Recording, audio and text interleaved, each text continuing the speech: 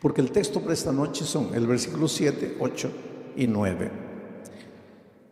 Quiero decirles que el autor de la epístola de Pedro es Pedro. Algunos estudiosos de la Biblia no creen que Pedro fue el autor, porque Pedro habla de profunda teología profunda, pero era un simple pescador, un hombre tosco, pueblerino, yo diría un hombre casi ignorante. Y por eso es que muchos estudiosos de la Biblia dicen, ¿cómo es que un hombre así, sencillo, simple, sin mucha instrucción, un pescador inculto, cómo pudo haber escrito la epístola con un contenido teológico profundo? Es que la gente que a veces discute eso no conoce el poder transformador de Cristo. Yo conozco gente que aprendió a leer leyendo la Biblia y hoy día es gente culta, pero su primer paso fue la convivencia con Dios. Porque cuando Dios llega a tu vida no te transforma solo en la vida espiritual, te hace crecer intelectualmente, te hace crecer profesionalmente, te hace crecer en todas las áreas de la vida, inclusive financieramente. Pero tú no tienes que buscar a Jesús por causa del crecimiento profesional ni financiero, ¿no? Tienes que buscar a Cristo para transformar tu vida. Y cuando tú te dejas transformar por Jesucristo, pues Él termina la obra que ha empezado en ti, porque Él nunca comienza un trabajo y lo deja por la mitad, Él lo termina. Y ahora encontramos aquí un Pedro teólogo, cuando fue un simple pescador. Nunca estudió una facultad de teología, nunca hizo maestría, nunca hizo doctorado, y hoy día los doctores en teología gastan horas y horas para tratar de entender a Pedro. Y yo estoy analizando la epístola de Pedro. Ayer Pedro estaba hablando de la fe. Pedro decía así: no te preocupes con relación al día de tu salvación. Si te vas a salvar o te vas a perder, no te preocupes. Tú vas a ser protegido por la fe. La fe te va a proteger. Y anoche yo estaba explicando que la fe es la confianza que tú tienes en Dios. Cuando tú dices, yo tengo fe, estás diciendo, yo confío en Dios. La confianza en Dios. Pero para que tú puedas confiar en Dios, tienes que convivir con Dios.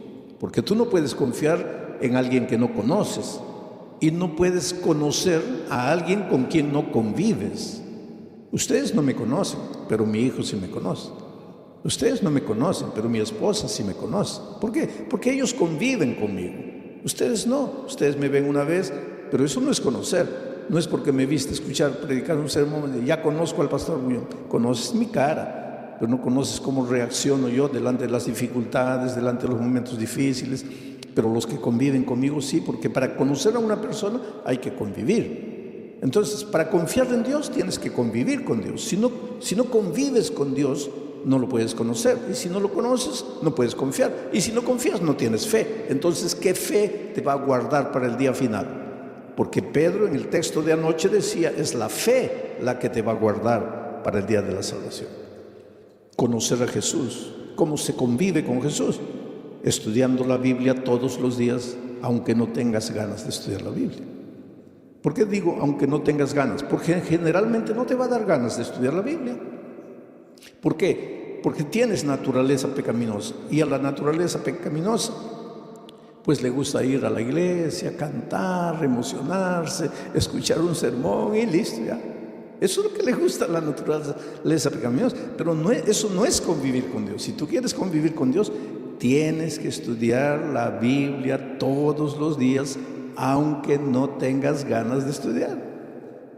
Tienes que orar, aunque no tengas ganas de orar. Y tienes que buscar a una persona y traerla para Jesús, como hizo Claudia. Conoció el Evangelio, fue y trajo a Jesús, y ahora tiene la alegría de verlo bautizado. Eso es lo que tienes que hacer. Entonces tu fe, esa confianza en Dios, te va a guardar para el día final. Pero entonces ahora entramos al texto de hoy. Para que, sometida a prueba vuestra fe. ¿Qué cosa es vuestra fe? Vuestro conocimiento de Dios. vuestra confianza en Dios. Quiere decir que tu fe va a ser sometida a prueba. Y va a ser sometida a prueba mucho más preciosa que el oro. Esto es interesante. Los mineros agarran el oro y lo ponen a altas temperaturas de fuego. ¿Para qué? El oro es colocado a tan altas temperaturas de fuego que el oro se vuelve líquido, comienza a hervir el oro. De tanto calor comienza a hervir el oro. Y entonces le echan algunas mezclas químicas para que toda la escoria vaya saliendo. Y sale toda la escoria y se queda el oro puro. Y cuanto más fuego le ponen al oro, más puro se queda el oro. Por eso ustedes han escuchado hablar de oro 18 quilates, 22 quilates. Eso es pureza del oro. Y el oro más puro es el oro que ha sido más quemado. Ahora es interesante, porque si le colocamos fuego a este púlpito, el fuego lo quema. Pero si le colocamos fuego al oro, el fuego lo purifica al oro. Destruye al púlpito, pero purifica al oro. Ahora dice el texto bíblico de Pedro que el fuego es la prueba, son las pruebas de la vida. Dios manda, no voy a decir manda, Dios permite que las pruebas lleguen a tu vida. Estoy diciendo Dios permite, no Dios manda, Dios permite, porque te voy a decir una cosa, y entiende bien esto. ¿Qué cosa es prueba?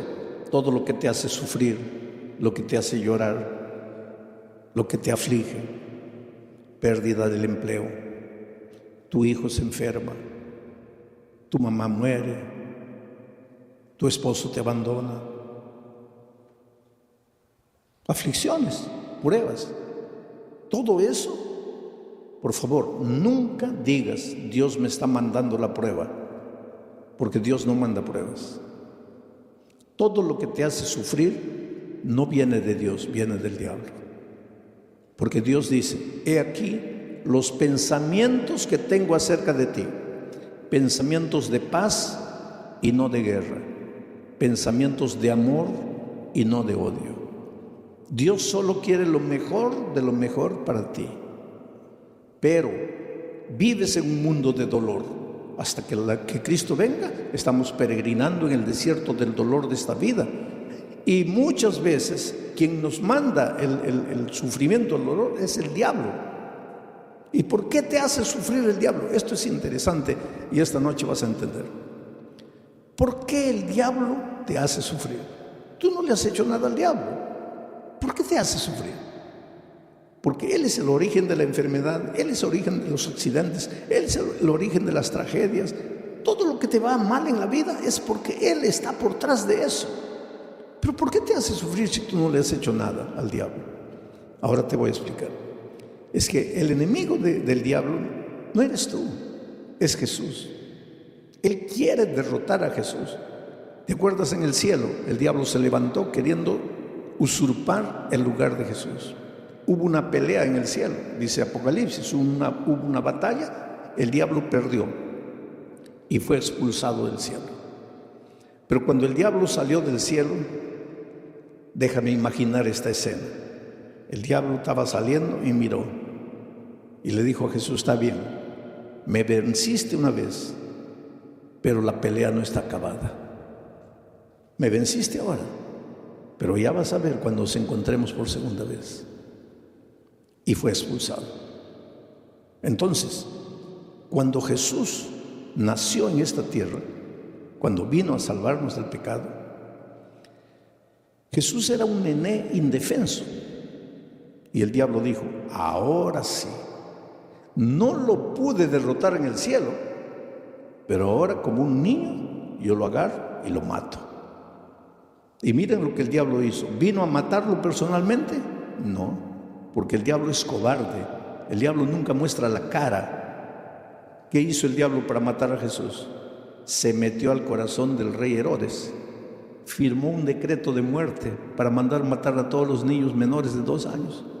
Y cuando Herodes firmó el decreto de muerte, ahí el diablo dijo, ahora sí, lo voy a matar, de esta no se salva. Pero esa misma noche el Espíritu de Dios se presentó a José y le dijo: toma al niño y a su madre y vete a Egipto, porque lo van a matar. Y cuando José huyó para Egipto, el diablo se quedó mordiendo los labios de rabia y dijo: me venciste por segunda vez. Después, cuando Jesús comenzó su ministerio, antes de comenzar su ministerio, se fue al desierto a ayunar 40 días, ¿te acuerdas? 40 días sin comer, pues Jesús estaba debilitado, flaco. Ahí el diablo pensó: ahora lo agarro. No lo gané, no lo derroté en el cielo, no lo derroté cuando era niña, pero ahora lo agarro. Está debilitado, 40 días sin comer, lo agarro. Y vino. ¿Y vino como diablo? No, porque el diablo nunca muestra la cara. Se disfrazó de ángel de luz y trató de engañarlo, pero no pudo, porque Jesús conocía la palabra de Dios. Y entonces derrotó al diablo por tercera vez. 3-0, ya era casi goleada.